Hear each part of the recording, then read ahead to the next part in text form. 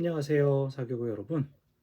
야고보서 5과 온전케 되는 믿음입니다. 영혼 없는 몸이 죽은 것 같이 행함이 없는 믿음은 죽은 것이니라. 우리가 잘 알고 있는 야고보서의 대표적인 행함을 강조하는 구절이죠. 제가 원래 교회에서 녹화를 했어야 됐는데 놓치고 집에 왔더니 지금 집에서 아이들이 오늘따라 다른 때보다 더 신나게 노네요. 소리가 시끄러울 것 같은데 양해를 구합니다. 지난주에 제가 성경 본문을 엄청 길게 읽어가지고 시간이 오래됐어요. 사실 말씀을 읽는 법을 같이 전달을 해드리고자 하는 마음이 있어서 그렇게 길게 읽었는데 오늘은 패스하겠습니다. 여러분 야고보서 2장 14절부터 26절의 말씀을 같이 한번 보셔요. 들으면서 옆에 펴놓고 한번 보셔요. 책을 보면서. 자, 바울은 인간이 믿음으로만 구원받는다라고 주장하지만 야고보서는 행함이 없는 믿음은 죽은 것이라고 주장합니다. 여기서 바울이 믿음으로만 구원받는다. 이거는 이제 이 교재는 이렇게 쓰고 있는데 바울이 말하는 믿음은요. 우리가 믿는 우리의 의지적인 믿는 행위만 이야기하는 게 아니라 예수 그리스도의 신실하신 그 피스테오 하는 그 단어가 믿음이라는 믿는다로도 되지만 신실함이란 뜻으로도 되거든요. 사실은 바울이 의인은 믿음으로 말미암아 살리라라고 한 것은 의인이 예수 그리스도의 신실함으로 말미암아 살아날 수 있다. 사실은 하나님의 은혜를 강조한 구절이다라는 해석도 있습니다. 그리고 요즘은 그런 쪽으로 예수 그리스도의 신실하심, 인간의 어떤 믿음, 그것이 공로처럼 여겨지는 것이 아니라 예수님께서 하나님의 말씀에 순복하신 그 신실함에 의해 구원을 받은 것이다 라는 해석이 많이 되고 있어요. 여기서는 이제 옛날 전통적인 해석을 따라서 이제 이렇게 요약을 했습니다. 근데 아마 그런 의도만은 아니죠. 자, 여기서 나오죠. 바울과 야고보의 믿음에 대한 주장을 오해해서는 안 됩니다. 야고보가 강조하는 믿음의 행위는 바울이 비판한 율법의 행위가 아니라 바울이 믿음과 성령의 열매라고 했던 선행을 의미합니다. 믿음이 행동으로 구현되고 입증되는 신앙에 대해 강조한 거죠. 우리는 믿음으로 구원받는다는 것을 강력히 내세움으로 인해 윤리의 문제가 약화되는 경우를 종종 봅니다. 이게 극대화되다 보니까 이단이 돼버린 게 구원파죠. 이제 구원받았으니까 죄져도 괜찮아 이런 거. 행동의 가치가 사실은 행동의 가치가 믿음을 나타내 주는데 그걸 간과해 버리는 거죠. 자, 성경을 하나님의 말씀으로 인정하고 그리스도인의 삶을 말하면서도 전혀 그리스도인답지 않게 행동하는 것은 잘못된 것입니다. 우리는 신앙 고백에 대한 실제적인 영적 열매를 보여야 합니다. 그리스도인이라 자처하면서 성품, 사고방식, 삶의 태도, 말과 행동이 그냥 세상 사람들과 다를 것이 없다면 참된 믿음을 어떻게 증명해 볼 수 있겠습니까? 우리가 하나님의 거룩한 자녀라는 사실을 어떻게 설명할 수 있을까요? 그리스도인의 거룩과 사랑이 수반되는 삶은 사람들의 마음을 움직일 수 있는 큰 힘이 있어요. 사람들에게 정신적인 충격을 줄 수도 있고 기독교를 생각하게 하는 위력도 있습니다. 실제로 초대교회 사람들이 그랬죠. 그래서 바울이 자칭 그리스도인이라고 하는 사람들에게 너희는 믿음 안에 있는가 너희 자신을 시험하고 확증하라 고린도후서에서 얘기했습니다. 그 야고보 사도는 똑같이 이렇게 말합니다. 오늘 본문에 나와요. 어떤 사람은 말하기를 너는 믿음이 있고 나는 행함이 있으니 행함이 없는 네 믿음을 나한테 보여주라. 나는 행함으로 내 믿음을 너에게 보이리라 하리라. 그랬습니다. 본문을 살펴볼까요? 야고보 사도는 행함이 없는 믿음이 죽은 믿음이다라는 걸 두 가지 비유를 통해 실감나게 설명합니다. 선행의 문제, 믿음의 문제. 선행, 구제를 베푸는 거죠. 날마다 산 믿음이 맺는 영적인 열매가 바로 선행입니다. 배고픈 형제나 자매를 향하여 염려하는 말, 위로하는 말을 한다고 해서 우리의 책임이 끝나지 않아요. 행위가 없는 경건한 염려와 위로의 말은 거짓이라는 거예요.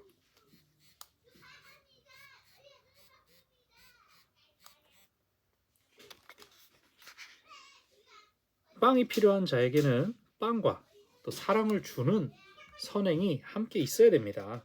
실제적인 실천의 행위가 없는 믿음은 죽은 것이에요. 믿음과 행함이 분리되었다? 그것은 관념적인 믿음. 2장 18절에서 야 보이라. 관념적인 믿음은 보일 수가 없죠. 첫 번째 질문. 여러분의 믿음이 진짜입니까? 그 믿음이 여러분을 천국까지 인도합니까? 야고보서 2장 14절부터 18절. 야고보 사도가 2장 14절에 어떤 질문을 합니까? 행함이 없는 믿음에 무슨 유익이 있느냐? 과연 그 믿음이 구원을 이룰 수 있겠는가? 라고 물어봐서 사실상 구원을 이룰 수 없다라는 이야기를 2장 14절에서 합니다. 2장 14절 야고보 사도는 그 믿음이 능히 자기를 구원하겠느냐라고 하는데 여기서 말하는 그 믿음은 어떤 종류일까요? 여기서 구원받는 방법 혹은 구원받은 사람의 삶, 그러니까 구원받기 전이냐 후냐에 대한 부분인데 여기는 사실 두 가지 다 가능합니다. 저는 이제 첫 번째는 구원받은 이후의 삶이 되어야 된다. 구원을 완성해가는 삶의 방향으로서의 믿음을 답을 썼다가 지웠어요. 지웠는데 여기 예증을 보고 지우고 다시 이렇게 썼는데 뒤를 가다 보니까 아니 구원받은 사람의 삶도 마찬가지예요.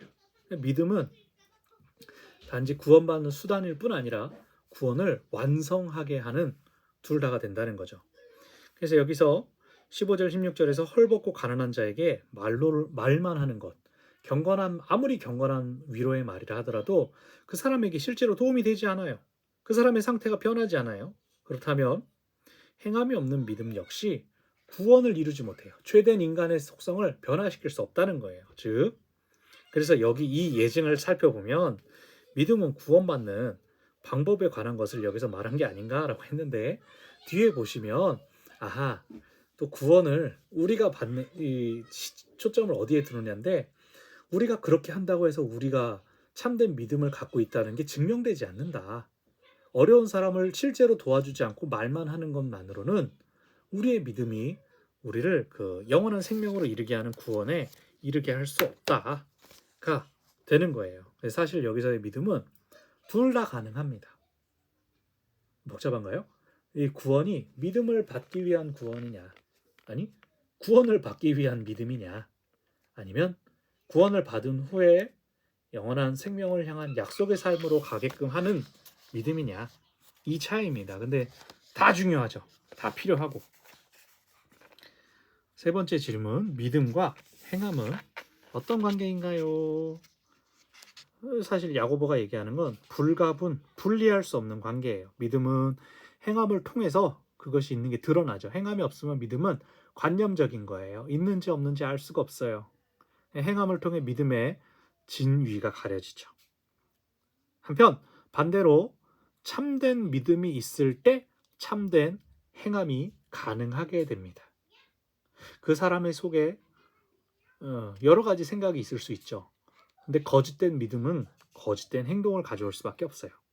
그래서 믿음과 행함은 떼어놓을 수 없다. 함께 가고 함께 드러난다. 죽은 믿음 그리고 귀신들의 믿음은 어떤 면에서 동일합니까? 야고보가 충격적인 이야기를 하죠. 똑같다. 죽은 믿음은 야 귀신들도 하나님 믿는다? 라고 얘기를 합니다. 예수님께서 이적을 베푸실 때 어땠습니까? 귀신들이 예수님을 알아보죠. 막 고백하죠. 마가복음 같은 걸 보면 제자들은 예수님이 누군지 모르는데 이 귀신들은 고백해요. 하나님의 아들이요. 당신은 거룩한 자의 아들이요. 귀신들의 믿음은 하나님을 지적으로 아는 수준에 있어요. 그래서 귀신들은 뉘우치진 않습니다. 저도 당신을 믿을래요 라고 하지 않아요. 예수님이 하나님의 아들인 건 아는데 무서워만 하지 섞이지 않으려고 그래요. 그게 귀신들의 믿음이에요. 근데 죽은 믿음도 마찬가지라는 거예요. 참으로 하나님을 믿는다면 삶 혹은 행위에서 변화, 움직임이 없을 수가 없다는 거예요. 그래서 행함이 없는 믿음은 그냥 그 삶에 변화가 없죠. 자기도 변화가 없고 누구한테 하는 말로만, 따뜻한 말로만 하는 거, 하나님을 그저 아는 것이나 똑같다. 관념적인 거다. 그런 믿음은 쉬운 말로 있으나 마나하다 라고 야고보는 강하게 얘기합니다. 야고보 사도는 행함이 없는 믿음은 그 자체가 죽은 것이다라고 이야기를 합니다. 근데 바울의 에베소서를 보면은 다른 구절. 너희는 그 은혜에 의해서 믿음으로 말미암아 구원을 받았다. 이것은 하나님의 선물이다. 행위에서 난 것이 아니다라고 바울도 비슷한 이야기를 하죠. 왜 행위에서 난 것이 아닙니까? 자랑하니까. 내가 이렇게 해서 구원받았다고 하니까. 자, 1번. 사람이 어떻게 구원을 받습니까? 8절에 나오죠. 하나님께서 선물로 주시는 은혜에 의해서 믿음으로 말미암아. 중요한 것은 믿음이 무엇이냐? 하나님이 선물로 주신 은혜라는 거예요. 근데 그 은혜가 믿는 행위로 인해서다? 아니, 뒤에 한번 나오지만 창세기 15장 6절에서 아브라함이 하나님을 믿으니 하나님께서 그것을 그의 의로 여기셨다. 하나님을 믿는 믿음을 의롭다고 그렇게 쳐주시는 거예요. 믿음이 너무 훌륭해가지고 넌 정말 의롭구나가 아니라 네가 나를 믿는구나. 너는 의로운 사람이다. 전에 말씀드렸어요. 구약에서 째다크는 하나님과의 관계, 하나님을 신뢰하고 하나님께 신실한 것. 그건 대단한 게 아니라는 거예요. 우리가 가지고 있는 게. 근데 하나님이 그걸 어이구 이쁘다. 은혜. 그게 우리를 구원으로 인도합니다. 사람의 행위가 구원받는데 어떤 역할을 합니까? 한 사람이 구원받는데 왜 행위가 아무런 요소가 되지 못할까요? 구원은 전적으로 하나님의 주권이에요. 행위는 그러니까 역할을 안 해요. 여기 성경 구절 나왔죠? 우린 자랑한다니까요. 사람의 행위로 구원을 받으면 그걸 자랑함으로써 하나님의 선물을 상대적으로 가볍게 여기게 되는 거예요. 하나님 주신 선물이지. 하지만 내가 포장했어. 이렇게. 내가 하고 싶다고 말하지 않았으면 하나님 안 주셨을걸? 근데 전적으로 하나님의 주권에 달려있다는 거예요. 그거는. 이 우리 장로교의 교리가 그렇습니다. 하나님의 전적인 은혜. 근데 약점이 있는 거예요. 예정하셨다면서. 그럼 사람은 하나님의 인형이냐? 그래서 우리가 구원을 받았는데 그 구원을 완성해가는 성화가 있어야 된다. 그게 장로교 이후에 일어난 감리교에서 이 교리를 보완한 겁니다. 사람의 성화를 감리교가 강조를 해요.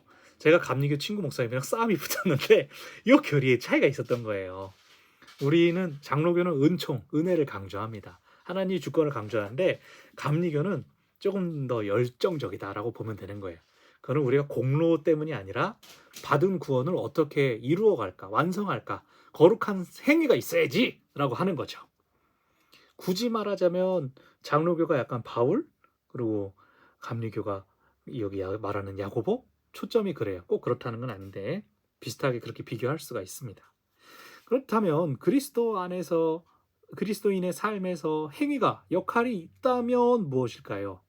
완전 쓸모없는 게 아니라 그 행위를 통해 하나님의 선한 일을 드러내고 또 그 하나님의 선한 일은 하나님이 전부터 예비하셔서 우리로 그 가운데 예수 안에 행하게 하려 하셨습니다. 그래서 선한 일이라는 하나님의 목적을 이루는 데 우리 행위의 역할이 있습니다. 그래서 우리가 예수님처럼 사는 것, 세상에서 소금과 빛의 역할을 감당하는 게 여기서 중요한 거예요. 그래서 야고보는 구제해라.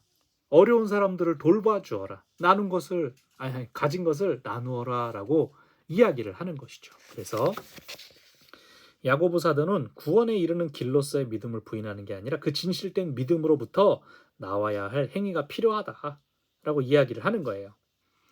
헤이즈라는 신학자가 이렇게 얘기했답니다. 야고보는 그리스도인의 존속되는 삶 그리고 그러한 삶의 달성에 대해서 말하고 있다. 아까 얘기했죠. 그 믿음은 구원받은 사람의 삶에 대한 것이다라는 얘기가 여기서 나오는 거예요. 구원받은 삶은 그 삶을 온전히 이루기까지 행위로서 살아가야 된다. F번. 이게 지금 1번 질문에서 계속 이어져 갑니다. 야고보서 2장 12절. 야고보 사도는 너는 말도 하고 행동도 해라 라고 했어요. 여러분 말과 행위가 일치됩니까? 갈라디아서 5장 19절에서 21절까지 육체의 악한 것들이 쭉 열거됩니다. 음행, 더러운 것, 호색. 음행, 더러운 것, 호색이 같은 걸로 묶을 수도 있는데 굳이 분류를 했어요. 우상숭배, 주술, 원수 맺는 것, 분쟁, 시기, 분냄, 당짓는 것, 분열, 이단, 투기, 술 취함, 방탕함, 또 그런 것들.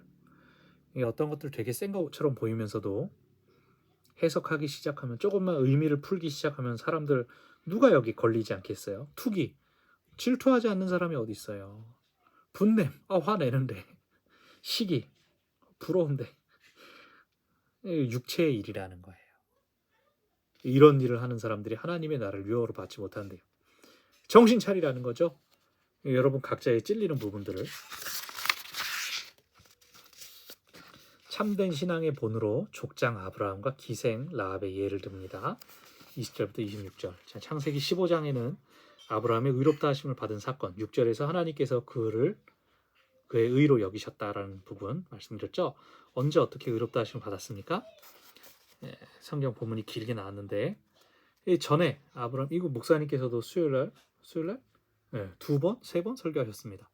아브라함이 여호와여 무엇을 주시려고 합니까? 나의 상속자는 다윗 사람 엘리에셀입니다 라는 아브라함 이전의 생각이 있었는데 하나님께서 아니야, 그 사람 말고 네 몸에서 날짜가 상속자가 될 거야 라고 약속을 주시고 별을 봐라, 네 자손들도 이와 같을 것이다 라는 그 약속을 주시자 아브라함이 여호와를 믿었대요. 여기서 믿었다는 것은 그 하나님의 약속 자체를 받아들인 거예요. 아, 그렇군요. 알겠습니다, 하나님. 아브라함의 믿음, 그것을 하나님이 의롭다라고 여겨 주셨다라는 거죠. 자녀가 없을 때.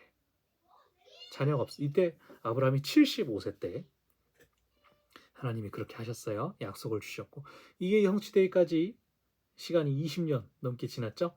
중간에 믿지 못해서 이스마엘을 낳고 하갈을 취하는 일이 있었지만 그럼에도 불구하고 아브라함은 내 몸과 내 몸, 사람 몸이 아니라 또 하갈 몸도 내 몸, 이렇게 생각을 했던 거죠. 사실 약속 자체에 대한 아브라함의 믿음은 똑같아요. 그리고 사실 그 상황에선 사라가 이제 협조하지 못했던 부분이 있지만, 근데 그 귀한 아들을 어떻게 했냐? 창세기 22장 이삭을 바쳤던 모리아산 사건입니다. 그의 믿음이 행함으로 인정받을 때 어떤 복이 있었습니까? 22장 얘기 긴 얘기예요. 우리 너무 잘 아는 얘기. 이삭을 번제로 드려라. 번제로 드리라는 건 그냥 죽여서 깡그리 태워서 드리는 건데 아브라함이 네, 아무 말도 안 하고 쭉 가요. 여기 종들한테 야 기다려라, 애하고 갔다 올게. 근데 이삭이 물어보죠. 아버지, 양은 어디 있어요? 근데 아브라함이 아들아, 번제할 양은 하나님이 자기를 위해 친히 준비하시리라. 이것은 어떤 학자들은 그럽니다. 아브라함이 하나님이 멈출 줄 알았다. 그럴까요? 아니라고 봅니다. 준비하셨겠지. 근데 아브라함은 알고 있어요. 이 양은 어디 있어? 하나님 준비한 양 어디 있어요? 이삭이란 말이에요. 아브라함 안에서는. 이게 그 믿음의 행위로 드러난 거예요. 여기 본격적으로 해요. 제단 쌓고 나무 버리는 것까지 잘했어요. 이삭은 양 어딨지? 하고 하는데 그 아들을 잡는 거예요. 결박해서 나무 위에 놓고 손을 내밀어 칼을 잡고, 굉장히 구체적으로 길게 나와 있죠. 아브라함이 진짜였다는 거예요. 칼을 잡고 아들을 잡으려고 했다. 죽이려고 했다. 그때 손을 대지 말라. 난해 구절입니다. 진짜 하나님이 이거 죽는 걸 보고 싶었을까? 왜 그랬을까? 뭐 그러지만 시험하시려고라고 1절에 나와 있고, 또 아브라함의 어떤 테스트였겠죠? 우리도 그 과정 안에 들었을 땐 힘들고 알지 못하는데 잘 끝나고 나면 막 다 알게 되고 그러잖아요. 예를 들어 지금 우리 수험생 학부모님들 계신데 왜 원하는 대학에 떨어졌을까? 근데 시간이 지나고 나면 알게 돼요. 우리가 사실은 그 길을 찾아가는 거지만 당장 원하는 결과가 이루어지지 않을 때 우린 일단 그 길을 가보는 거예요. 그랬을 때 여호와 이래, 여호와의 산에서 준비되리라, 하나님께서 예비하신 복을 만나게 됩니다. 우리는 그저 믿음을 행함으로 드러내야 돼요. 아, 이렇게 하셨구나, 이렇게 하길 원하시는구나, 대답하고 가는 거예요. 여기 다시 하나님께서 약속 주셔요. 독자도 아끼지 않았으니 내가 복을 주고 씨가 번성하여 하늘의 별 바다 모래처럼 같게 하겠다. 이는 네가 나의 말을 준행하였기 때문에 너의 후손으로 말미암아 천하 만민이 복을 받을 것이다. 하나님께서 그 믿음을 너무나 기뻐하신 얘기가 나옵니다. 또 다른 믿음의 행함, 기생 라합의 예, 여호수아 2장의 핵심 구절. 자, 라합이 두 정탐꾼을 만나서 너희의 하나님 여호와는 위로는 하늘에서도 아래로는 땅에서도 하나님이시니라. 우리 개역 한글 성경에 보면 상천하지에 예, 상천하지에 없는 하나님이다. 위로 하늘 아래 땅에 오직 하나님, 상천하지의 하나님. 네네. 전무후무한 솔로몬 표현하고 헷갈렸습니다. 상천하지의 하나님이다. 라고 고백해요. 이게 믿음이에요. 소문을 듣고 믿음을 가졌고 어떻게 행하느냐. 그들을 살려줍니다. 너네들한테 하나님께서 여리고를 넘겨줄 것을 나는 믿는다. 그래서 창문에서 따로 탈출을 시킵니다. 집이 성벽 위에 있었다라는 건요. 전략적으로 가난한 사람들이 일종의 방패막이가 되는 거예요. 집을 성벽 밑에 배치를 시키거나 혹은 성벽 위에다가 회랑에다가 설치해서 살게 한 거예요. 성벽 위에서 바로 내려가게 했다. 약탈 1순위잖아요. 성벽을 파괴하고 들어온 사람들이 이 집을 먼저 털 거 아니에요. 가장 위험한 곳이에요. 근데 맨 마지막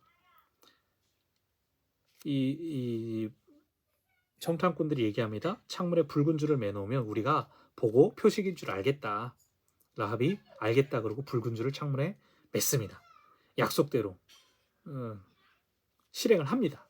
그래서 이것으로 인해서 여리고가 정탐이 성공적으로 마쳐지고 정탐꾼이 돌아가고 또 이제 그 여리고가 무너지는 사건들이 뒤에 나오지 않습니까? 라합이 없었으면 여리고가 과연? 하나님 방법이 있었겠죠? 하지만 이 한 기생의 여리고에서 이 보잘것없었던 한 기생이 어떻게 응답했는가? 이 사람의 입을 통해서 고백한 그 상천하지의 하나님께서 여리고를 정복하신 이야기를 더 극적으로 만드는 거죠. 라합의 생에 어떤 축복이 있었습니까? 여리고에선 그냥 살았다. 여호수아에서 살았다. 끝나는데 마태복음 1장에서 그 사람의 이름이 나오는 거예요. 살몬은 라합에게서 보아스를 낳았다. 예수님 족보에 속하였다. 포함이 되었다. 근데 그래서 살몬을 두 정탐꾼 중에 한 명이 아니었을까 라고 봐요. 구해진 사람이 뭔가 눈이 맞았으니까 됐겠지라고 하는데 뭐 잘 모르겠습니다. 천국 가서 찾아보면 되죠. 믿음과 행함에 대하여 야고보 사도의 결론적인 정의는 26절, 17절에서 얘기한 것과 똑같습니다. 죽은 거다. 행함이 없는 믿음은 죽은 거다. 죽은 것과 똑같다. 여기서 죽은 것은 뭐 이렇게 소멸된 이런 뭐 생명이 혼이 떠나가고 영이 떠나 이게 아니라 소용없다. 의미 없다. 라는 뜻입니다. 행함이 몸을 살아있게 만드는 그 영혼처럼 행함이 믿음을 살아있게 합니다. 믿음은 또 행함을 통해 의미를 가집니다. 행함이 믿음을 드러냅니다. 그래서 여기 재밌는 건 믿음을 영혼이라고 하고 행함을 겉에 육신으로 표현할 수도 있는데 반대로 표현했어요. 오히려 행함이 영혼이다. 믿음의 그 형상, 몸이 있다는 것을 보여주는 게 바로 행함이다. 코어인 것처럼 얘기했어요. 불가분의 관계라고 앞에서 얘기했죠. 이건 재밌는데 오래 살펴보면 또 길어질 것 같아서 한번 이렇게 찍어봤습니다. 영혼, 그 내적인 요건으로 오히려 행함을 대비를 시켰다. 비유법을 지금 그렇게 직유를 했죠. 지금 여러분이 하나님을 신뢰하며 행해야 될 문제가 무엇입니까? 지금 거리두기 또 2.5단계 격상됐죠. 오늘 수요 예배에 아무도 없이 저희 예배팀만 가지고 예배를 함께 했는데요. 온라인으로만 80명, 90명 접속한 건 봤습니다. 참되게 예배하는 것, 그 행함은 어떤 것인가? 우리가 상반기 때부터 계속해서 고민해 오고 있죠. 저도 목회자로서 계속 고민이 있습니다. 이건 우리 교회뿐 아니라 앞으로 뉴노멀 시대에서 새로운 세대는 다 영상 예배가 이렇게 익숙할 텐데 어떡하나. 또 이 시기에서 다들 멈춰 있는데 자녀들의 학업과 진로, 지금 당장 우리 수능, 올해 수능 세대, 그리고 올해 대학생 새내기 얼마나 불쌍합니까? 또 경제적인 위기가 엄청 많죠. 자영업자분들 너무 힘들죠. 제가 이런 글 봤습니다. 월급 받는 분들하고 임대 받는 분들하고 월세 받는 분들만 살아남고 있다 지금. 근데 뭐 살아남는 게 나쁜 건 아니죠. 월급 받는다고 뭐 회사라고 다 운전하나요? 다들 힘들고 어려운 때죠. 또 교회는 어떻습니까? 새로운 목사님 청빙되기까지 계속 진행되고 있는데 교회 공동체가 잘 똘똘 뭉치는 게 필요하죠. 우리가 다 하나가 되어 있는 게 굉장히 중요합니다. 화이팅입니다. 기도 많이 해. 우리가 기도로 뭉쳐야 돼요. 지금 이 때에 더더욱 기도로 뭉쳐야 됩니다. 이 부분에 대해서 또 저희들이 내년을 준비하는 가운데 또 있습니다. 마음과 기도해 주셔야 되고요. 아브라함, 라합의 믿음과 행위가 주는 영적인 교훈은 무엇일까요? 행위를 통해 드러냈던 나타난 그들의 믿음은 생명을 구원했어요. 근데 자기만 구원했어요? 아니죠. 자기 후손들을 구원하고 또 그로 인해 많은 사람들이 생명을 구원하는데 하나님께서 사용하십니다.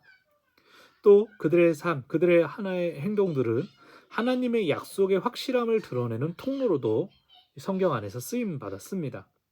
또 이전에는 보잘것없었던 사람들이 하나님의 은혜를 맛보아 경험하는 시간이 되었습니다. 그 이야기들이 성경에 남음으로써 또 우리에게도 도전과 은혜를 공급해 주는 것이죠. 결론. 짧게 줄친 부분만. 하나님의 약속, 이삭의 죽음, 이삭을 바치라고 하잖아요. 아니 이 후손을 통해 바닷가 모래 얘기하더니 이삭을 바치래. 아브라함의 인간적인 이성으로 이해할 수 없는 믿음의 문제였죠. 그저 아브라함은 하나님의 약속을 붙잡았습니다. 하나님이 지금 명령하신 것보다 하나님의 약속이 더 우선한다. 이루실 것이다. 순종했죠. 그러한 실천이 없이는 믿음을 증명할 길이 없어요. 하나님은 다 아시죠. 그건 하나님이 아시는 거죠. 우리가 하나님께 증명하는 게 아니에요. 내 스스로가 믿고 있다는 걸 확증해야지. 내가 또 나를 보는 사람들이. 코로나 시대에 안 믿는 가족들, 잘 안 믿는 가족분들 그러지 않습니까? 꼭 교회 가야 돼? 그거부터 해서 온라인 예배 드릴 때 우리의 태도 굉장히 예민해지지 않으세요? 당신 예배 교회에서도 이래? 이런 말 나오면은 싸움 나는 말이지만 안 믿는 분들은 예배가 가지는 의미를 잘 모르면 그렇게 말씀하실 수 있죠. 사실 우리가 정신이 번쩍 드는 거죠. 제 아동부 예배 드리면서 한번 화상 프로그램으로 애들 얼굴을 봤더니 아침도 안 먹고 아침도 막 그냥 떠먹으면서 앉아있는 애도 있고 머리 감은 놈은 한 놈도 없고 잠옷 입고 내복 입고 어린이들이니까 또 그럴 수 있죠. 근데 재밌었습니다. 사실 우리도 별반 다르지 않잖아요. 아유 주여, 실천이 없으면 믿음을 증명할 길이 없어요. 어떻게 믿음을 보일 것인가? 자, 족장 아브라함 그리고 믿음의 조상 아브라함과 반대로 속된 생활을 했던 기생 라합의 신뢰를 든 건 경건한 후손에서 이방인에게로 시선을 옮기는 영적 관점이었습니다. 하나님이 모든 사람들에 대해서 공평하시다라는 걸 드러내기 위해 일부러 극단적인 두 사례를 야고보서의 저자가 골랐다는 거예요. 기생 라합은 믿음의 사람이며 또 예수님의 족보에서 이름이 올라왔습니다. 이방인인데 기생인데.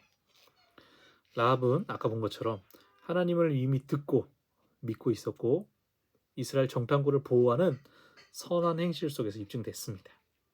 그래서 그가 구원받았다는 것은 하나님께 인정받는 믿음이 환경과 신분에 따라 좌우되지 않음을 알려줍니다. 중요한 건 주어진 특정한 여건 속에서 어떻게 믿음을 보일 것인가. 믿음이 없으면 참된 행위도 없고 실천이 없는 믿음 자체가 죽은 것이 됩니다. 그래서 5가 조금 저희 아이들 떠드는 것 때문에 저도 좀 산만해졌네요. 연말 때까지 소모임이 금지되어 있기 때문에 아마 셀별로 연말 모임이나 하고 싶은데 어색하고 불편하고 힘들고 하는 것들이 있을 거예요. 이 또한 지나가리라. 그저 찬양만 부를 뿐입니다. 오늘 예배 때 찬양했던 것처럼 영광의 새날이 올 것을 믿으며 이 시간을 우리가 함께 이겨내길 바랍니다. 믿음을 어렵고 힘들 때이니까 우리 믿음이 드러날 수 있겠죠? 어떤 행위로 하나님께 선한 열매를 올려드릴 수 있을까요?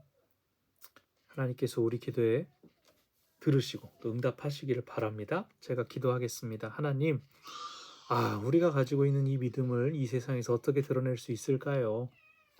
무엇으로 하나님을 향한 우리의 사랑과 또 믿음의 고백들을 올려드릴 수 있을까요? 모이지 못하고 성전을 찾을 수 없는 가운데 하나님께서 예배받기 원하시는 자리를 알게 하시고 또 우리의 예배의 모습이 우리의 온전한 믿음을 드러내는 것 되기를 원합니다. 예배뿐 아니라 우리 삶의 자리에서 가족을, 이웃을 섬기고 사랑함으로써 하나님께서 우리에게 허락하신 그 예수 그리스도의 신실하심과 우리가 예수님을 믿는 그 믿음이 온전하게 드러날 수 있기를 원합니다. 연말 대강절을 보내고 있으면서 참 여러 가지 우리가 힘들고 답답하지만 우리의 여건 속에서 하나님께 믿음으로 반응하고 응답하는 우리가 되게 하여 주십시오. 하나님의 사람들 되게 하여 주십시오. 힘들고 막막한 우리의 처지를 하나님께서 가장 잘 아시니 하나님께 우리 자신을 내어드립니다. 하나님 우리를 받으시고 주장하여 주십시오. 감사와 찬양을 드리며 예수님의 이름으로 기도합니다. 아멘. 여러분, 하나님께서 우리와 함께 하십니다.